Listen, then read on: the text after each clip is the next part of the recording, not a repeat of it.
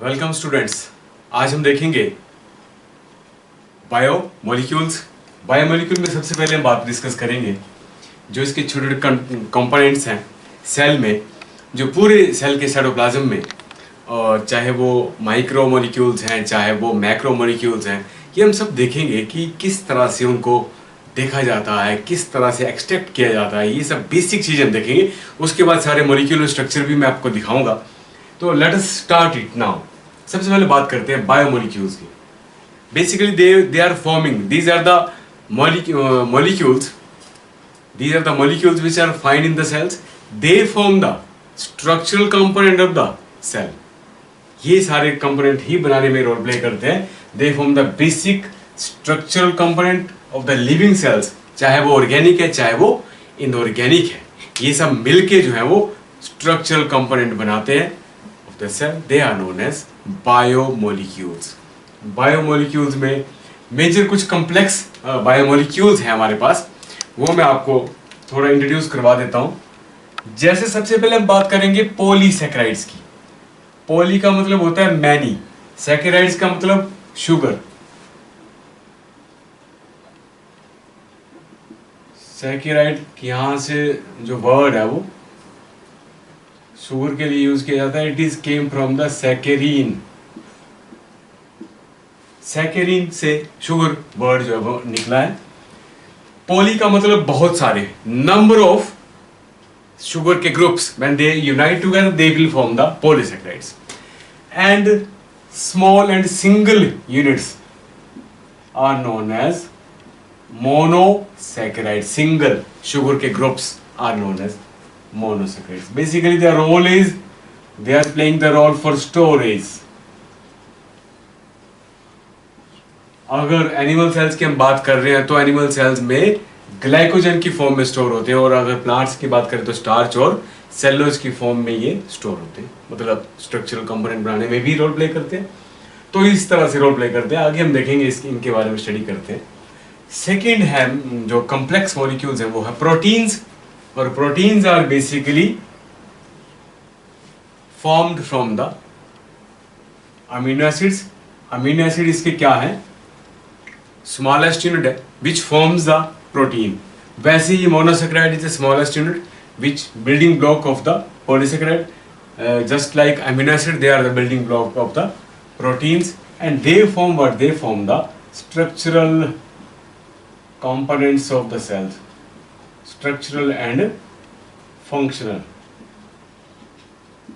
part of the components of the cell.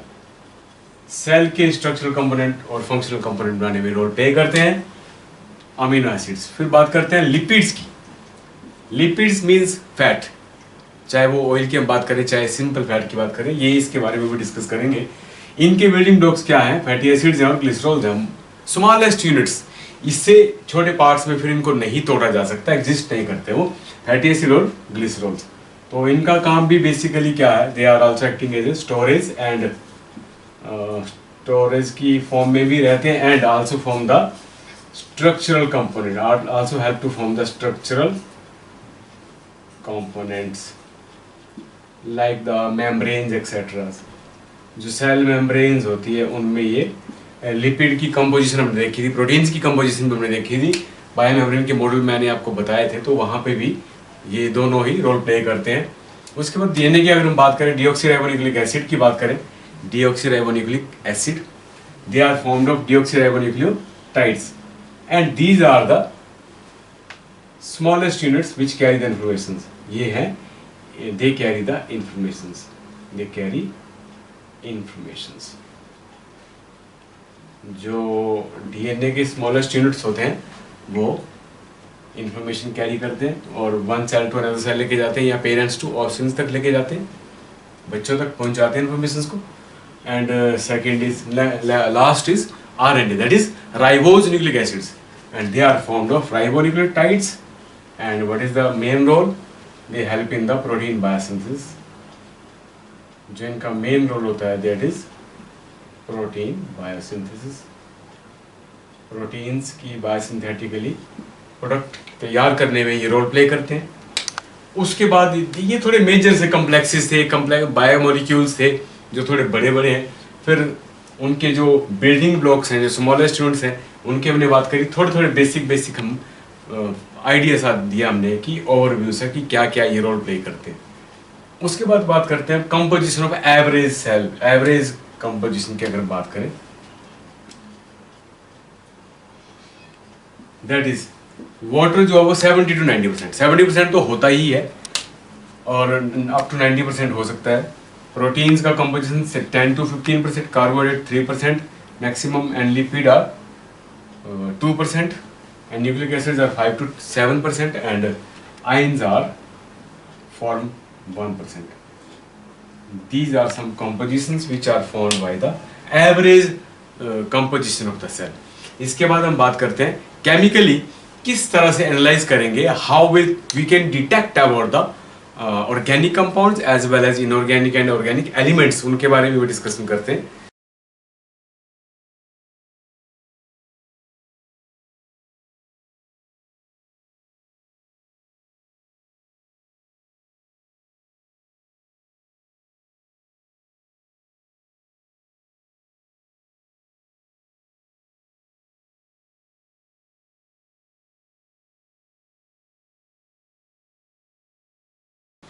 Next हम देखेंगे analysis of chemical composition, how we can analyze the composition of a living tissue. Living tissue को अगर वहां से हमने कोई ऑर्गेनिक सब्सटेंस, ऑर्गेनिक कंपाउंड्स अगर हमें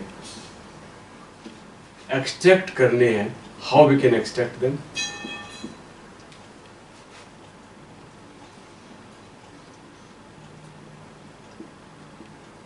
If we want to extract the organic compounds, तो what we do, we took the living tissues. Living tissue जहाँ से, चाहे वो लीव्स है, चाहे वो एनिमल बॉडी का कोई भी ऑर्गन है, वो लिया, and that tissue is taken, grinded in the trichloroacetic acid and obtain the slurry. उसमें उसको ग्राइंड किया मोर्टर एंड पेसल से, काफ़ी फाइन ग्राइंड किया, एंड एक उसकी ट्राइक्लोरोएसिटिक एसिड में स्लरी बन गई।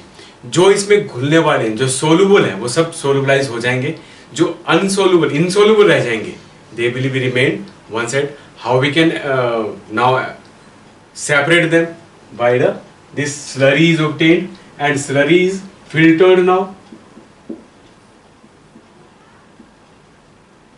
and we can now obtain the filtrate,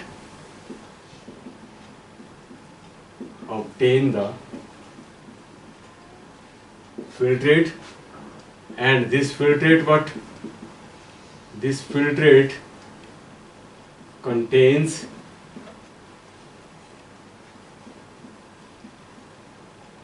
thousands of organic compounds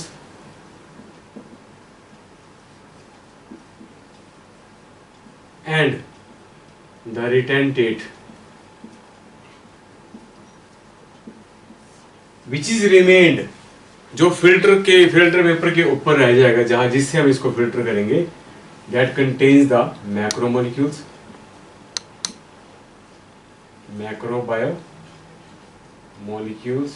ये उनको मैक्रोमोलिक्यूल्स भी बोल देते हैं, they retain it, और उनको वहां से सेपरेट कर लेंगे। in such a way we can isolate the smaller sized molecules, they are known as micromolecules,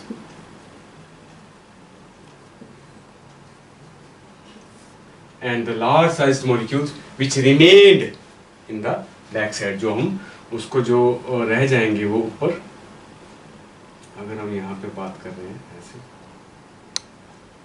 इस तरह से,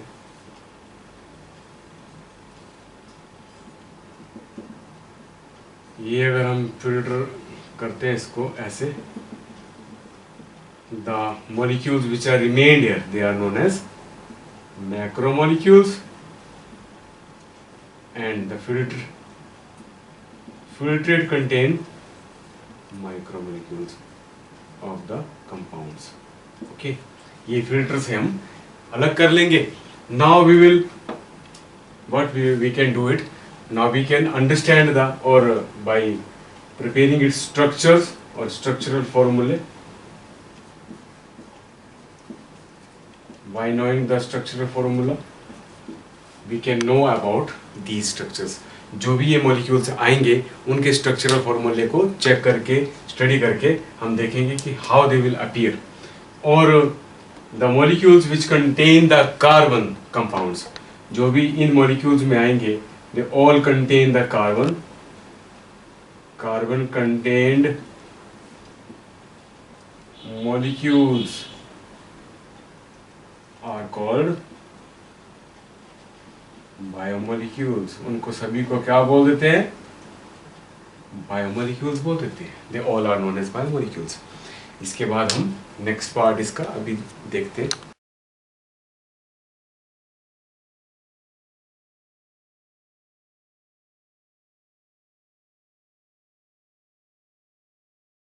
नाउ अब हम देखेंगे एनालिसिस ऑफ इनऑर्गेनिक कंपाउंड्स.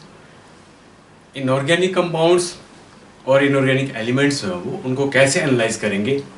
हम क्या करेंगे? We took the tissue,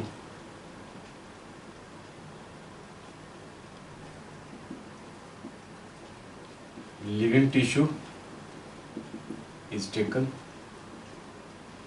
which is wet, means with water. What to do? It is dry it and evaporate the water and get it total dry weight. इसको evaporate कर दो, total इसको evaporate करके पानी इसका सारा निकाल दो. इसका जो ड्राई वेट आएगा, नाउ ये जो टिश्यू का ड्राई वेट है, चाहे वो लीवर है, चाहे किसी भी कोई भी ऑर्गन पार्ट हो सकता है, दैट इज नाउ बर्न्ड. उस टिश्यू को क्या कर देंगे आप? बर्न्ड द ड्राई टिश्यू जो भी उसका वेट था, and the gases and another organic material plus gases, they are removed from the tissue,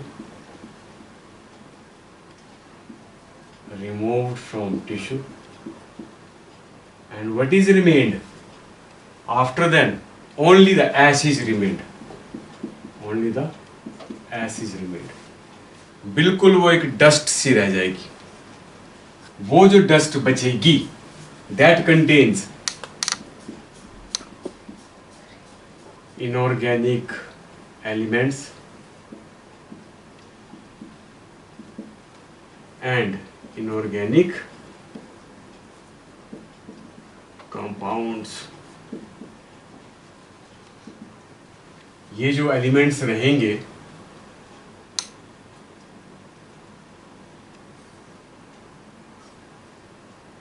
potassium है, ये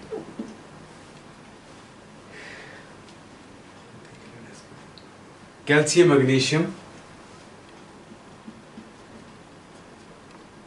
phosphorus and sulfur, etc. And inorganic compounds, they may be sulfates and phosphates. ये sulphates और फोस्फेट्स रहेंगे.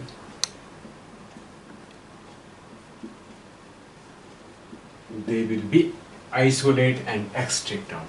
इस तरह से inorganic compounds को extract किया जा सकता है by this method. Living tissue लिया, लिविंग टिश्यू को टोटली ड्राई कर दिया, वेट था वो, that contains water, and after drying out it is burned. Burn करने के बाद the all organic material with its remained gases inside it, they will be all removed out and only ash is remained, and ash will separate out, which contains only the inorganic elements and inorganic compounds. Calcium है, magnesium है, phosphorus है, sulfur है, and etc. some another maybe, and some inorganic compounds कुछ बचेंगे, which contain sulfates and phosphates.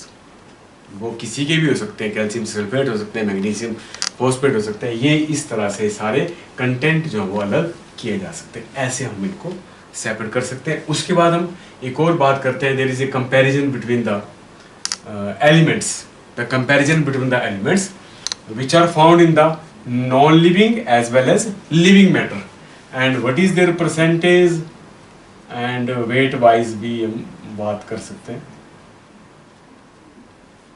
weight wise as well as percentage क्या हो सकती है in the earth crust and human body।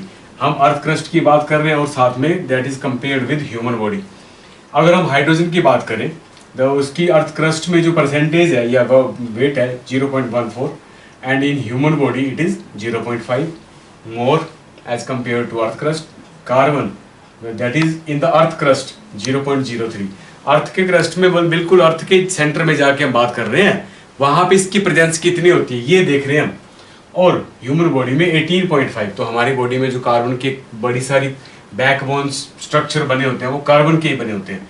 Oxygen जो अर्थ क्रस्ट में oxygen है जो 46.6 है और हमारी बॉडी में ह्यूमन बॉडी में 65%। नाइट्रोजन का content very little earth crust में ना के बराबर होता है, और अगर हम बात करें ह्यूमन बॉडी में दैट इज 3.3, और सल्फर की बात करें 0.3 और दैट इज 0.03 है।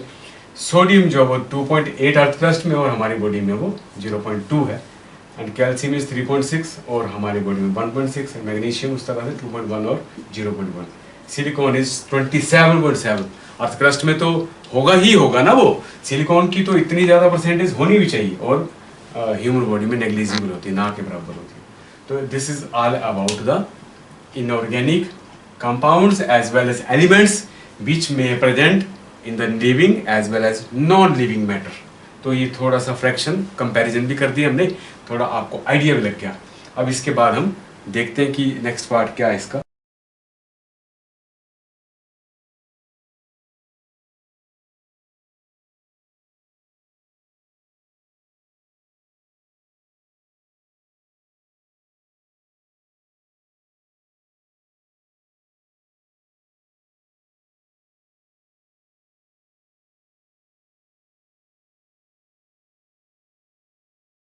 नेक्स्ट है हमारा एलिमेंटल एनालिसिस। जो भी टिश्यूज में से, जो लिविंग टिश्यूज में से हमने एलिमेंट्स एक्सट्रैक्ट किए वो क्या क्या एलिमेंट्स हैं, लाइक हाइड्रोजन है, ऑक्सीजन है, क्लोरीन है, कार्बन है, एक्सेट्रा, और भी हमने निकाले यहाँ से। और अगर हम बात करें तो analysis, chemical analysis for compounds, तो उसमें से कुछ ऑर्गेनिक कंपाउंड भी निकाले और इनऑर्गेनिक कंपाउंड्स भी हमने एक्सट्रैक्ट किए।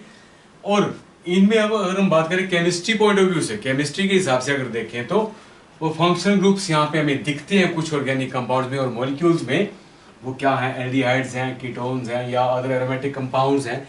इस तरह के स्ट्रक्चरल कंपोनेंट हमें दिखते हैं, तो वो हम इस तरह से स्टडी करते हैं। अगर बायोलॉजिकल पॉइंट ऑफ व्यू से देखना हो तो हमें तब क्या दिखेगा, वहाँ पे अमीनो एसिड्स हैं या न्यूक्लियोटाइड्स बेसिस हैं या फैटी एसिड्स हैं या शुगर्स हैं, इस तरह के कंपोनेंट वहाँ पे हमें देखने को मिलेंगे। इसके साथ हम डिस्कस करेंगे कार्बोहाइड्रेट्स। सबसे सिंपल एक पार्ट है कार्बोहाइड्रेट में मोनोसैकराइड्स, ये हम डिस्कस करेंगे इसमें।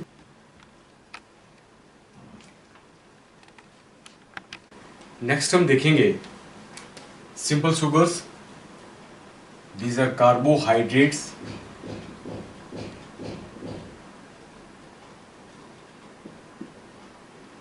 Carbohydrates means hydrates of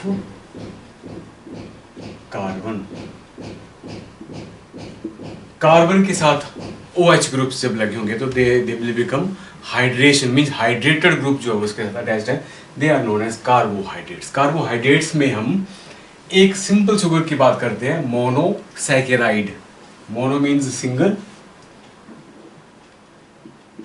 one, और सैकेराइड मतलब शुगर का ग्रुप।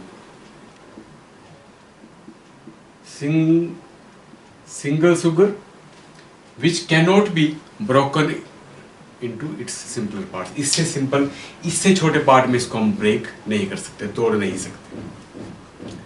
इसका जनरल फार्मूला जो है वो ये है CnH2nOn।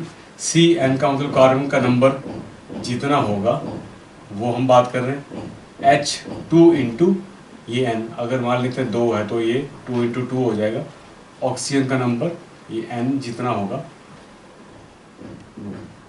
तो ये रहेगा इसका general formula of these sugars. Now they may depend upon the number of carbons. कुछ एक शुगर्स है हमारे पास C3 से लेके C7 तक हम यहाँ पे दिखाने की कोशिश करेंगे जो एग्जिस्ट करती हैं C3 to C7। ये है C3 वाली है, उनको बोलते हैं ट्राइओसिस, OSES यहाँ पे ग्रुप शुगर के साथ ही अटैच करते हैं, तो ट्राइओसिस। टेट्रोज मीन्स 4 कार्बन वाली शुगर, पेंटोज मीन्स 5 कार्बन वाली शुगर, और हेक्सोज मीन्स 6 कार्बन वाली शुगर, और हेप्टोज मीन्स 7 कार्बन वाली शुगर।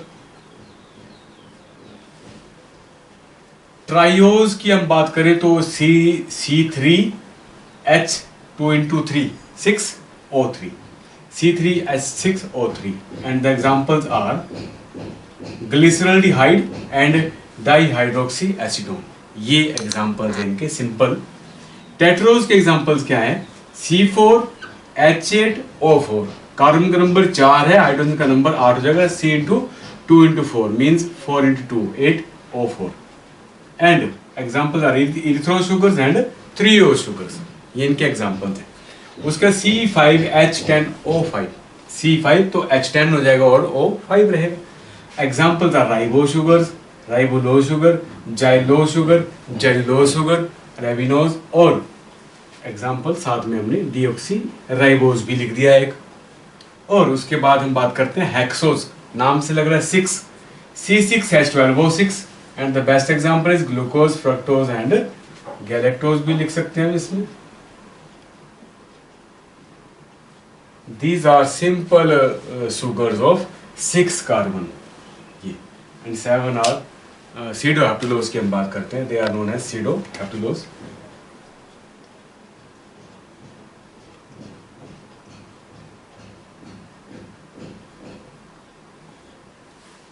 ये अनस्टेबल सी शुगर रहती है, इसीलिए इसको इस तरह से हम ज़्यादा ध्यान नहीं देते हैं इस पर। ब्रेक करके ये 2 पार्ट्स में चेंज होती रहती है बाय कंबाइनिंग विद अदर्स। हम यहाँ पे एक चीज़ देखना चाहेंगे, आपके जो आगे कंटेंट आएंगे कोई भी, अगर हम डीएनए की बात करेंगे, डीएनए में शुगर्स की बात करेंगे तो वहाँ पे पेंटोज शुगर रहती है, वहाँ पे पेंटोज शुगर रहती है। पेंटोज शुगर में राइबोज और डिऑक्सीराइबोज दोनों ही शुगर्स वहाँ पे प्रेजेंट होती है और बार बार हम उसको वहाँ पे स्ट्रक्चर में यूज करते हैं, तो इसका स्ट्रक्चर हम यहाँ पे देखेंगे। और एक हेक्सोज शुगर की मैं आपसे बात करूंगा, ग्लूकोज फ्रक्टोज की यहाँ पे हम बात करेंगे। ये शुगर्स की हम स्ट्रक्चरल डिस्कशन करेंगे, मैं आपको इनके स्ट्रक्चर्स भी बताऊंगा। अगर सिंपली हम फिजिकल इसका प्रॉपर्टी की बात करें, if they are dissolved and sweet to taste, तो ये टेस्ट में ये मीठी लगती है। जैसे ग्लूकोज की अगर हम बात करें तो they are sweet to test.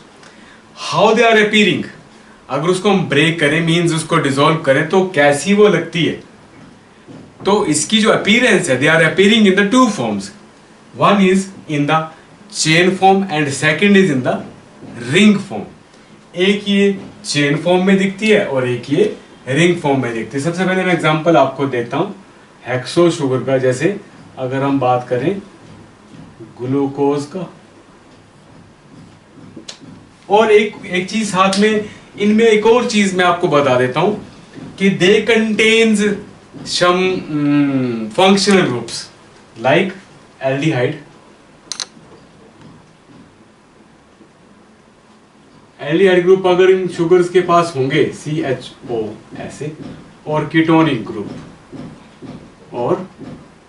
Groups इनके पास होंगे अगर फंक्शनल ग्रुप C11O, तो इनको क्या क्या नाम से बुलाते हैं? The sugar which contain aldehyde as a functional group, they are named as aldoses. क्या बोलते हैं उनको? Aldoses. And the sugars which contain the functional group as a ketonic group, तो they are known as ketoses. उन sugars को इन नामों से बुलाते हैं, कीटोजेस एंड एल्डोजेस। अब हम यहाँ पे बात करने वाले हैं, जैसे ग्लूकोज की अगर हम बात कर रहे हैं तो इनका जो ये डिसॉल्व फॉर्म में जब होते हैं तो they are in the 2 forms, one is in the open form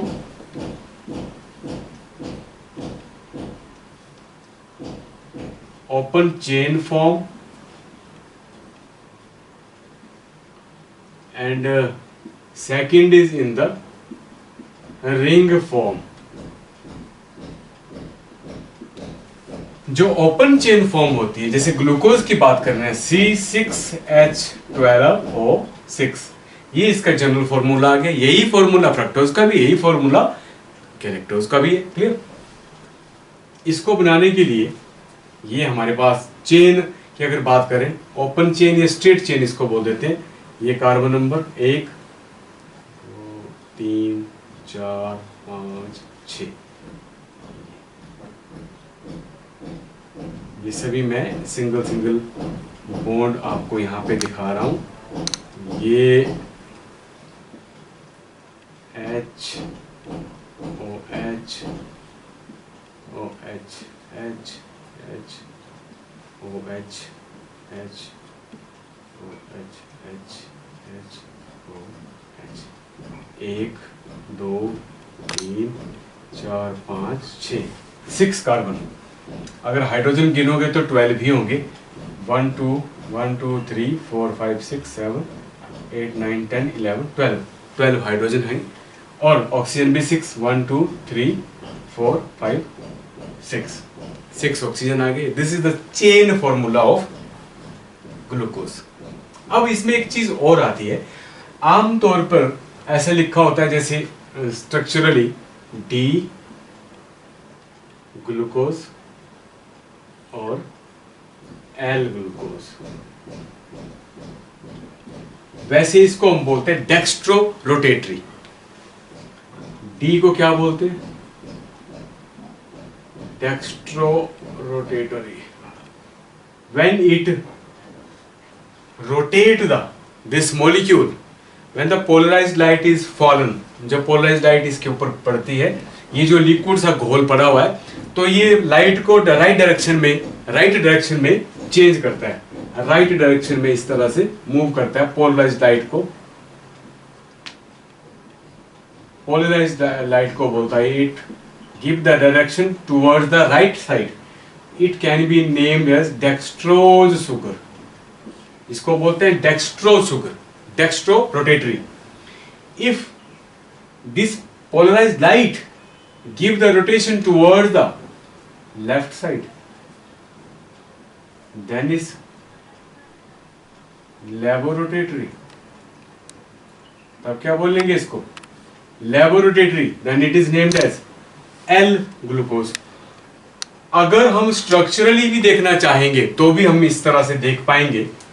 if जो हमारे पास सेकेंड लास्ट कार्बन जो होता है, if the position of OH is towards the right side, the position of OH is towards the right side, then it is named as D glucose। if this position is towards the left side,